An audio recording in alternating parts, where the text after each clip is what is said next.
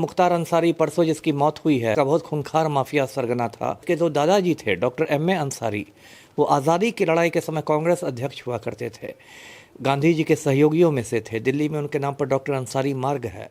इसके जो नाना थे मुख्तार के, वो ब्रिगेडियर उस्मान थे। 1947 में वो शहीद हो गए थे, हिंदुस्तान की फौज में थे और उनको महावीर चक्र से अलंकृत किया गया था। इसके जो चाचा थे हामिद अंसारी, वो 10 बरस तक हिंदुस्तान के उपराष्ट्रपति थे। इतने बड़े परिवार से आने वाला आखिर किन मजबूरियों की वजह से इतना खूंखार बन जाता है? देखिए, एक समय इसका इतना आतंक था कि एक खुली जीप में LMG लेकर घूमता था, लाइट मशीन गन। पुर्दे खाक हो गया। लगा रहे हैं कि उनका हत्या हुआ है, जांच होना चाहिए।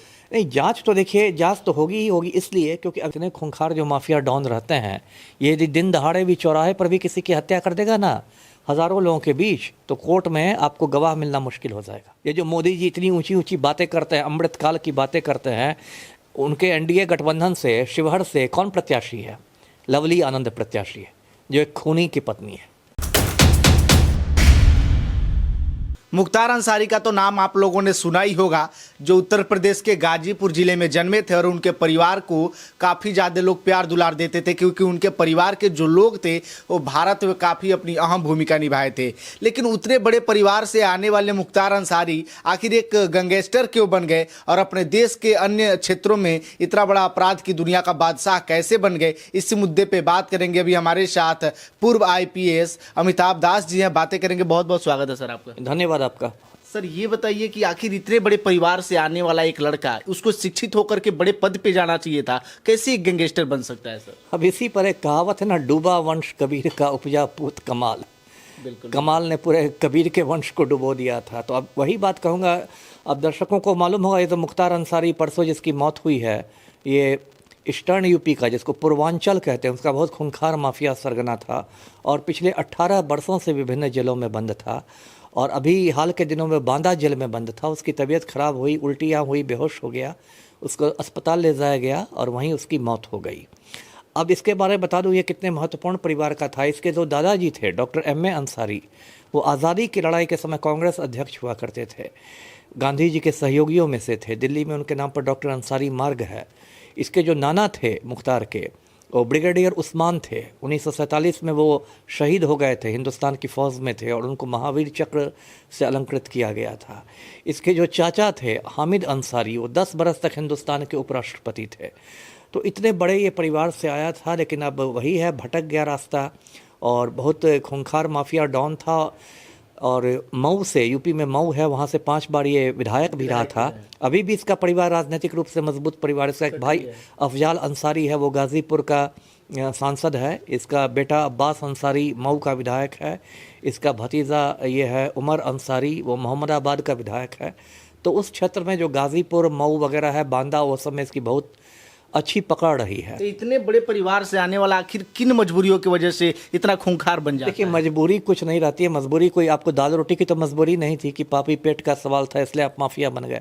मजबूरी नहीं है, ये लोग गलत रास्ते पर चलते हैं। कुछ लोग होते हैं, उनको एक चकाचौंध हो जाता है, उनको लगता है कि मैं डॉन बन जाऊंगा तो बहुत मेरी ताकत रहेगी, सब लोग सलाम सलाम करेंगे। जबकि वो एक अंधेरी सुरंग है। जो अपराध का रास्ता है ना, एक अंधेरी सुरंग है, उसमें एक बार आप चले जाइए तो सुरंग से निकल नहीं सकते हैं।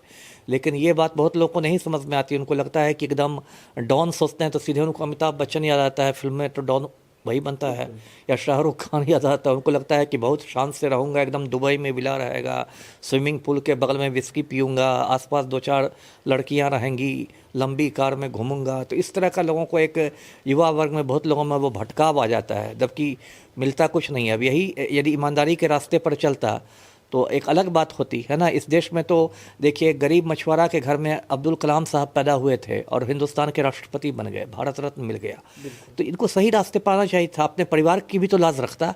तो गलत रास्ते पर हुआ। अभी देखिए, इसने अवधेश राय हत्याकांड में इसको उम्र कैद की सजा मिली हुई थी। 2 बार उम्र कैद की उनको सजा हुई। कृष्णानंद राय हत्याकांड में 10 बरस की सजा हुई थी। और एक समय इसका इतना आतंक था कि एक खुली जीप में LMG लेकर घूमता था, लाइट मशीन गन। और शैलेंद्र सिंह नाम के एक DSP ने इसका LMG जब्त कर लिया था। तो उसको इन लोगों ने इतना टॉर्चर किया कि बेचारा इस्तीफा देकर नौकरी छोड़ के चला गया। आजकल कल से उसका बहुत इंटरव्यू वायरल हो रहा है शैलेंद्र सिंह का। तो इतना खूंखार था ये मुख्तार अंसारी। तो जो भी हुआ, अब तो मतलब अच्छा, सुपुर्दे खाक हो गया। लगा रहे हैं कि उनका हत्या हुआ है, जांच होना चाहिए। नहीं, जांच तो देखिए, जांच तो होगी ही होगी, इसलिए क्योंकि अभी जब उसकी मौत हुई तो वो आज़ाद नागरिक नहीं था, वो एक कैदी के रूप में मरा है। तो कोई भी कैदी मरता है ना तो उसकी मौत को कस्टोडियल डेथ माना जाता है, और उस पर मानवाधिकार आयोग का बहुत सारा गाइडलाइंस है, दिशा निर्देश है।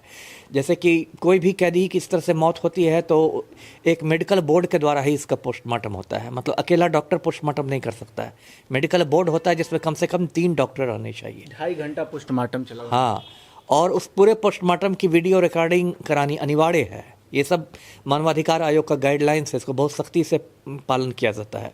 तो मुख्तार अंसारी क्या, कोई दूसरा कोई आम कैदी भी यदि मरता ना एक कैदी के रूप में, तो उसकी बहुत कड़ाई से उसकी जांच होती है। और इसने मरने के पहले 1-2 खत भी लिखा था, वो भी अभी सोशल मीडिया पर वायरल हो रहा है कि मुझे धीमा जहर दिया जा रहा है, मेरी हत्या हो सकती है, ये वो। तो ये सब तो गंभीर आरोप हैं, सबकी सभी बिंदुओं पर जांच होनी चाहिए जी। अच्छा सर, एक और सवाल, कुछ धर्म के लोग हैं जो उनको शहीद बता रहे हैं, क्या इतने बड़े अपराधी को शहीद का दर्जा देना? नहीं नहीं, शहीद की बात देखिए, ये हिंदुस्तान की मतलब एक क्या मैं कहूँगा बदनसीबी है कि लोग धर्म और जाति के नाम पर यहाँ पर लोग गुंडे मवालियों को हीरो बना देते हैं। आपको मैं याद दिलाऊं, बिहार में 2012 में ब्रह्मेश्वर मुखिया की हत्या हुई थी।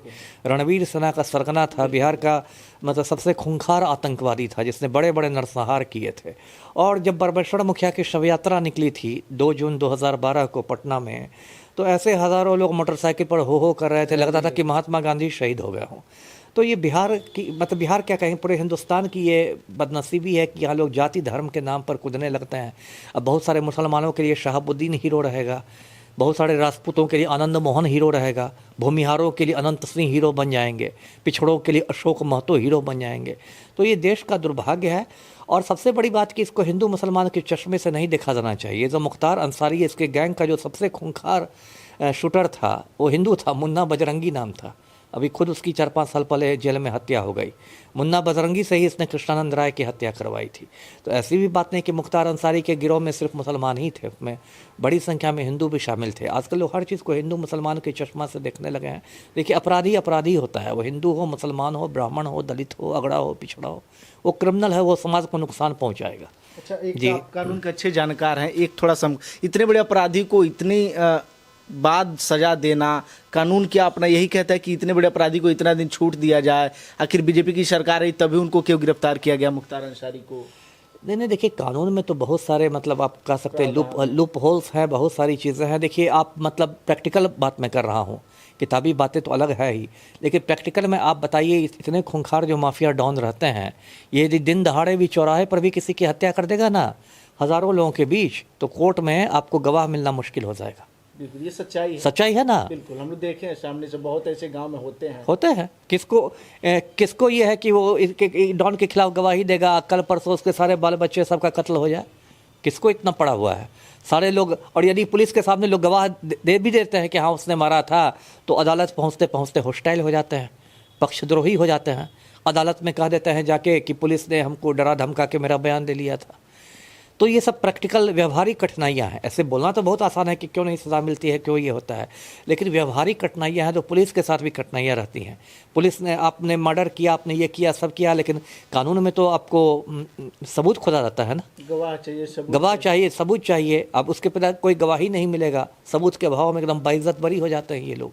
तो ये सब तो व्यवहारिक कठिनाइयाँ हैं। अपने कानून में कुछ कमियां हैं जिसको संशोधन की जरूरत है। अब कानून में ऐसी कमियां नहीं, कानून तो है ही, लेकिन पूरा देखिए हम लोग का जो समाज है उसमें एक सड़न पैदा हो गई है। अभी आप देखिए, लोकसभा चुनाव है देश में सर पर, अब विभिन्न पार्टियों में होड़ लगी हुई है कि हम कितने बड़े गुंडे मवाली को खड़ा कर दें, तो हम कितने बड़े गुंडे मवाली को खड़ा कर दें।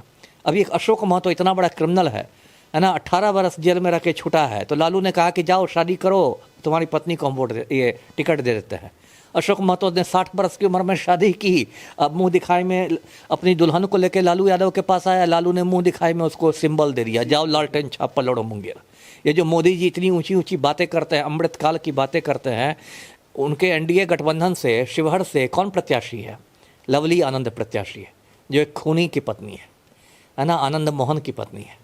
क्या मोदी जी को नहीं मालूम है कि आनंद मोहन ने खून कर दिया था कृष्णैया का नेशनल हाईवे पर? क्या हाँ, क्या पलटू राम को नहीं मालूम है? तो ये पूरे एक समाज में सड़न हो गई है, और इसमें सबकी गलती है, बस राजनेताओं की गलती नहीं, पब्लिक की भी गलती है, जो पब्लिक जाति के आधार पर, धर्म के नाम पर ऐसे लोगों को वोट देती है। जी, चलिए, भी हमारे साथ पूर्व IPS सर थे जो अपनी बातों को काफ़ी बेबाकी से आप लोग इस वीडियो के बारे में क्या सोचते हैं, अपनी प्रतिक्रिया वीडियो के कमेंट बॉक्स में दीजिएगा, शेयर कीजिएगा। बहुत बहुत धन्यवाद।